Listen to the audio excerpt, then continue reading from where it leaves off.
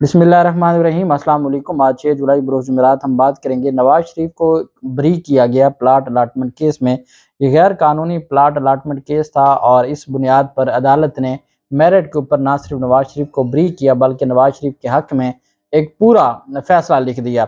اس فیصلہ میں بہت کچھ کہا گیا اور اس میں یہ بھی کہا گیا کہ سیاسی انتقام کا نشانہ بنایا گیا، اور بعض اوقات ہم نے دیکھا کہ ایسے فیصلے اور ایسی چیزیں عدالتیں نہیں لکھتیں۔ اس کی میں آپ کو ایک ریزن بھی بتاؤں گا۔ جب عمران خان کے لیے ایسے الفاظ استعمال کیے تھے جج جواد حسن صاحب نے، جو انسداد دہشت گردی عدالت کے جج تھے، تو وہاں نظر آتا ہے ہمیں کہ کوئی 150 مقدمات ہیں، پورے ملک میں مقدمات بنا دیے گئے، تو ہمیں ایک چیز نظر آتی ہے، یہاں تو مقدمات ہی ٹوٹل 4-5 تھے۔ الزام یہ لگایا گیا کہ جی ان کا سیاسی کیریئر تباہ کرنے کے لیے، تو سیاسی کیریئر کوئی اس نیب ریفرنس سے تو نہیں خراب ہوا، ان کا سیاسی کیریئر تو سپریم کورٹ نے تباہ کیا۔ تو پھر سپریم کورٹ ایک ڈسٹرکٹ جج سپریم کورٹ کے خلاف لکھ رہا ہے۔ بہرحال، اور اگلی بات یہ ہے کہ اس فیصلے سے بھی نہ نواز شریف واپس آ سکتے ہیں، نہ ان کا اشتہاری ہونا ختم ہو سکتا ہے، نہ انہیں کوئی ریلیف مل سکتا ہے۔ اس کی تفصیل میں آپ کے ساتھ شیئر کروں گا، اور اس سے پہلے میں آپ کو بتاتا چلوں کہ نگران پنجاب حکومت کی جانب سے ایک نوٹیفیکیشن صحت کارڈ سے متعلق جاری کیا گیا تھا، اس کو بھی معطل کر دیا لاہور ہائی کورٹ نے۔ اس سے پہلے میں آپ کو بتاتا چلوں کہ بشرا بیگم اور عمران خان کی 2 مقدمات میں عبوری ضمانتوں پر سماعت ہوئی لاہور ہائی کورٹ میں۔ عمران خان کے خلاف جو لیہ اراضی کیس تھا، اور اس لیہ اراضی کیس میں یہ ان کی بہن پر اور بہنوئی پر الزام تھا، اور اس میں عمران خان کو بھی نامزد کیا گیا تھا۔ ڈیرہ غازی خان کی اینٹی اسٹیبلشمنٹ نے یہ مقدمہ درج کیا اور عمران خان کو روزانہ کے بنیادوں پر تفتیش کے لیے طلب کیا جاتا رہا، اور عمران خان پیش نہیں ہوئے تھے۔ دوسری جانب بشرا بیگم پر ساہیوال میں اکاڑا کے قریب کو روڈ بنانے میں کرپشن کا الزام تھا، اور اس میں بشرا بیگم کے خلاف ساہیوال میں مقدمہ بنایا گیا۔ تو یہ 2 ضمانتیں تھیں۔ عمران خان نے دونوں ڈائریکٹ عبوری ضمانتیں ہائی کورٹ میں دائر کی تھیں، چونکہ ہائی کورٹس کے پاس بھی اختیارات ہیں۔ فوجداری وہ اوریجنل جورسڈکشن ہے فوجداری ہمارے قانون کی۔ بہرحال، چونکہ دہشت گردی کے خطرات ہیں اور عمران خان کی جان کو خطرہ ہے، وہ سابق وزیر اعظم ہیں، وہ ایک پاپولر لیڈر ہیں، تو پھر عدالتیں اتنا ضرور جو ایک ان کے لیے اسپیس دیتی ہیں، اور دونوں مقدمات پر عبوری ضمانتیں بھی منظور کی تھیں۔ آج ان عبوری ضمانتوں پر سماعت ہوئی۔ فائنل آرگومنٹس تھے ان عبوری ضمانتوں کے، یا کنفرم ہونی تھیں یا خارج ہونی تھیں۔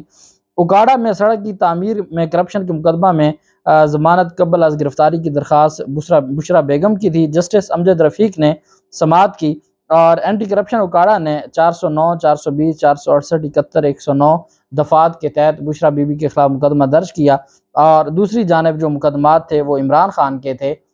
لاہور ہائی کورٹ نے فیصلہ محفوظ کی، آج ہی سماعت ہوئی، فیصلہ محفوظ کیا، اور اس کے بعد فیصلہ سنا دیا گیا۔ 2 لاکھ روپے کے مچلقوں کے عوض عمران خان کی اور بشرا بیگم کی دونوں مقدمات میں ضمانتیں، عبوری ضمانتیں کنفرم کر دی ہیں۔ ایک لیہ اراضی کیس جو تھا، جو اینٹی کرپشن کا مقدمہ تھا عمران خان کے خلاف ڈیرہ غازی خان میں، اس کو بھی کنفرم کر دیا عبوری ضمانت کو، اور دوسری جانب جو بشرا بیگم کے خلاف ساہیوال میں مقدمہ تھا، اس کو بھی جو ہائی کورٹ ہے، ہائی کورٹ کی جانب سے کنفرم کر دیا گیا ہے۔ تو یہ ایک بڑا ریلیف ہے پاکستان تحریک انصاف کے لیے۔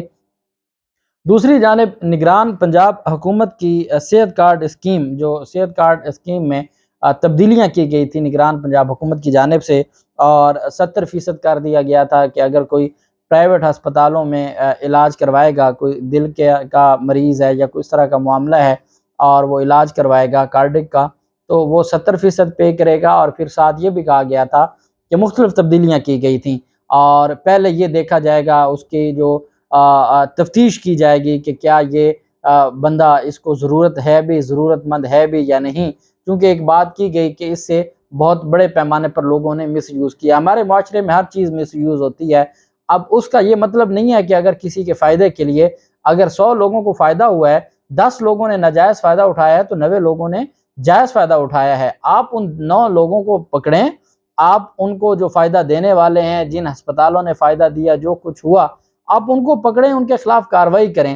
لیکن عوام الناس کے لیے اگر کوئی ایک پروجیکٹ آ بھی گیا پاکستان کی تاریخ میں، تو آپ اس کو جاری رکھیں۔ پھر نگران حکومت کا کیا لینا دینا ان چیزوں سے؟ نگران حکومت اس لیے تو نہیں آتی۔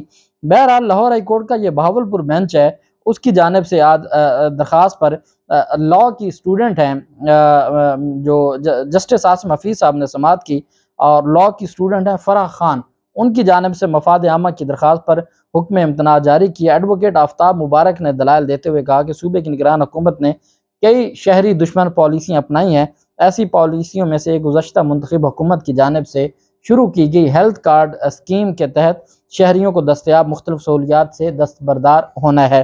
انہوں نے کہا کہ پنجاب ہیلتھ جو انیشیٹو مینجمنٹ کمپنی نے اس حقیقت کے باوجود کہ اس کے لیے صوبائی بجٹ میں پہلے ہی فنڈز مختص کیے جا چکے تھے، 22 جون کو ایک نوٹیفیکیشن جاری کیا اور معقول وجوہات بتائے بغیر غریب شہریوں سے سہولیات واپس لے لیں۔ وکیل نے صحت سہولت پروگرام کے ذریعے صحت سے متعلق فوائد کو کم کرنے کے لیے نگران حکومت کی اہلیت پر سوال اٹھایا۔ ان کا کہنا تھا کہ نگران حکومت کے پاس پالیسی فیصلے کا دائرہ اختیار نہیں ہے۔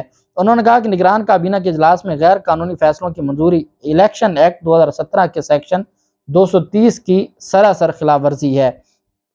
انہوں نے کہا کہ قانون کے تحت نگران حکومت کا کام صوبے کے صرف روزمرہ کے جو معاملات ہیں ان کو چلانا ہوتا ہے اور ملک میں منصفانہ اور آزادانہ عام انتخابات کروانے ہوتے ہیں، لیکن یہ عوام کے خلاف انہوں نے ساری چیزیں شروع کر دی ہیں۔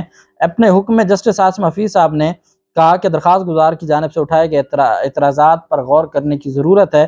فاضل جج نے چیف سیکرٹری پنجاب کو ہدایت کی کہ وہ تفصیلی رپورٹ تیار کر کے پیش کریں جس میں بتایا جائے کہ صحت سہولت پروگرام کے تحت دستیاب سہولیات میں کیا تبدیلیاں کی گئیں، اور عدالت نے 17 جولائی تک جواب طلب کر لیا، اور تب تک جو غیر قانونی نوٹیفیکیشن تھا نگران پنجاب حکومت کا اس کو معطل کر دیا۔ دوسری جانب نواز شریف کا کیس آپ سمجھیے گا۔ نواز شریف کے خلاف 2 مقدمات تو وہ ہیں جس میں نواز شریف کو سزا ہوئی، اور ایک ایون فیلڈ ہے اور ایک العزیزیہ جو شوگر ملک العزیزیہ جو کیس تھا۔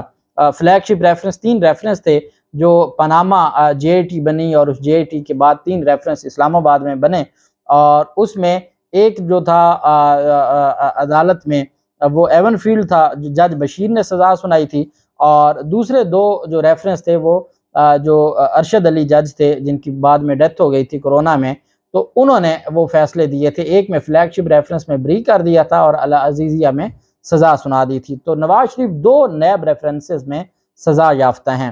اس کے بعد نواز شریف کے خلاف ایک توشہ خانہ کا ریفرنس تھا جس میں انہوں نے توشہ خانہ سے گاڑیاں لی تھیں غیر قانونی طریقے سے، اور جو گاڑیاں لینے کا کوئی قانون توشہ خانہ میں نہیں تھا۔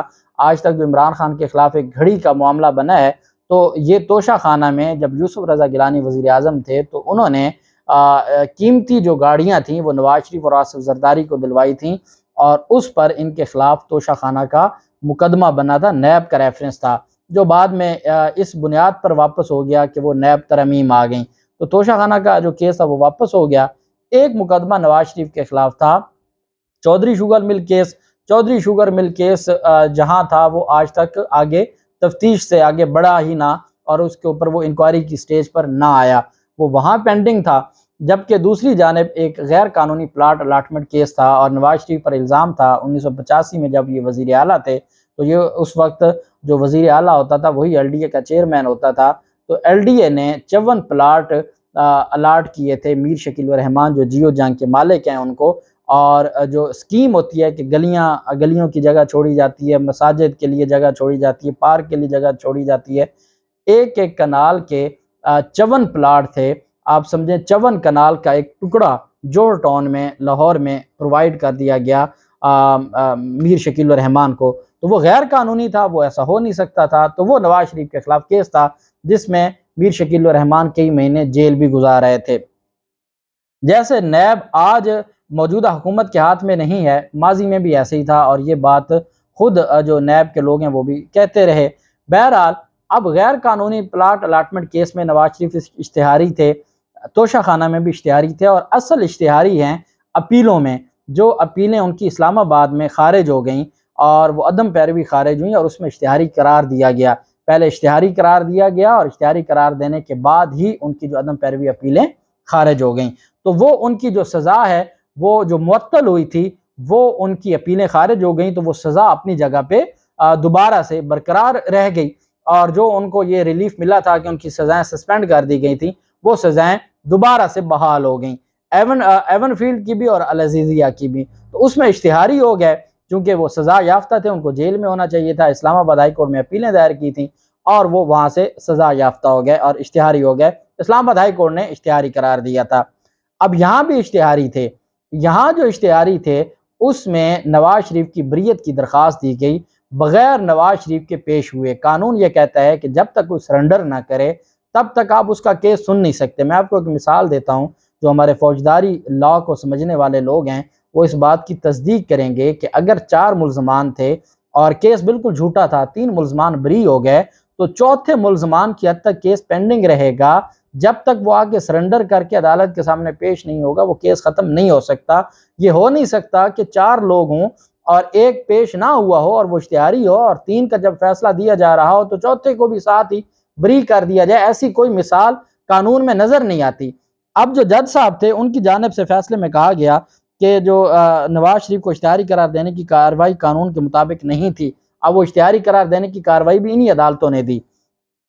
نواز شریف کو سیاسی انتقام کا نشانہ بنایا گیا اور ان کی منجمد جو جائیدادیں ہیں ان کو بحال کیا جاتا ہے۔ جج رو عبدالجبار صاحب ہیں جو اگلے چند مہینوں میں ریٹائر ہو جائیں گے۔ ویسے بھی فیصلے میں کہا گیا کہ عدالت 3 بار منتخب ہونے والے نواز شریف کو بری کرنے کا حکم دیتی ہے۔ سابق حکومت نے نیب کو نواز شریف کا مستقبل تباہ کرنے کے لیے ریفرنس پر مجبور کیا۔ اب یہ جج ابھی ٹرائل نہیں ہوا، ایویڈنس نہیں آئی، کوئی شہادتیں نہیں آئیں، کوئی ایویڈنس ہوئی نہیں، کوئی جرح نہیں ہوئی، اور جج کہہ رہے ہیں، جج صاحب فرما رہے ہیں کہ حکومت نے، اس کا مطلب ہے سابق حکومت پر چارج شیٹ ہے۔ اچھا اس شخص کا کون سا سیاسی مستقبل ہے جس کو سپریم کورٹ نے تاحیات نااہل کر دیا ہے، جس کو سپریم کورٹ نے پارٹی صدارت سے ہٹا دیا ہے، تو وہ اس ریفرنس سے کون سا ان کا سیاسی کیریئر تباہ ہو جانا تھا؟ جو جج صاحب لکھ رہے ہیں جو غیر قانونی پلاٹ الاٹمنٹ کیس تو بعد میں بنا ہے نواز شریف کے بیرون ملک جانے کے بعد، تو اس میں یہ کیسے کہا؟ اس میں تو گرفتار ہی نہیں ہوئے نواز شریف۔ تو جج صاحب فرماتے ہیں کہ سابق حکومت نے نیب کو نواز شریف کا مستقبل تباہ کرنے کے لیے ریفرنس پر مجبور کیا۔ مرکزی ملزمان کو جو ریلیف دیا وہی نواز شریف کو ملنا چاہیے۔ مرکزی ملزمان کے ساتھ اشتہاری بھی اسی سزا یا ریلیف کا مستحق ہوتا ہے۔ جج نے کہا کہ سپریم کورٹ کے فیصلے کی روشنی میں نواز شریف کو بھی وہی ریلیف ملنا چاہیے تھا جو دیگر لوگوں کو ملا، اس وجہ سے نواز شریف کو باعزت بری کیا جاتا ہے۔ اور انہوں نے کہا کہ اس سارے معاملے پر جو ہے وہ ایک فیصلے کی کاپی چیئرمین نیب کو بھی بھجوائی جائے، فلاں فلاں کو بھجوائی جائے۔ تو اس بنیاد پر یہ ایک ریفرنس تھا، اس بنیاد پر نواز شریف کا جو اشتہاری ہونا ہے وہ ختم نہیں ہوتا، کیونکہ نواز شریف کے خلاف اصل کیسز ہیں جس میں وہ سزا یافتہ ہیں۔ اپیلیں ہوئی تھی، سزا سسپینڈ ہوئی تھی، جب اپیلیں خارج ہو گئیں تو وہ جو سسپینشن تھی وہ ختم ہو گئی، وہ سزا ان کی برقرار ہے اور وہ اس میں اشتہاری ہیں۔ تو اصل مقدمات وہ ہیں، اور وہ جب آئیں گے ان کو وہ اشتہاری کیسے اسلام آباد ہائی کورٹ سے ریلیف ملتا ہے وہ الگ معاملہ ہے۔ اس غیر قانونی پلاٹ الاٹمنٹ ریفرنس کی حد تک ان کو یہ نہیں کہا جا سکتا کہ اب چونکہ وہ اشتہاری ہونا یا وہ بری ہو گئے ہیں تو اب ان کا واپسی کا کوئی سفر آسان ہو گیا ہے۔ وہ نہ پہلے اس کیس کی وجہ سے رکا ہوا تھا، نہ اس کیس کی ختم ہونے کے بعد آسان ہوا ہے۔ ان کے خلاف 2 ریفرنس میں جو نیب کے کیسز میں وہ سزا یافتہ ہیں وہ برقرار ہے۔ وہ عدالتیں کیسے مینیج کرتی ہیں یہ آنے والا وقت بتائے گا۔ اللہ پاک پاکستان کا حامی و ناصر ہو۔ بہت شکریہ۔ اللہ حافظ۔ پاکستان زندہ باد۔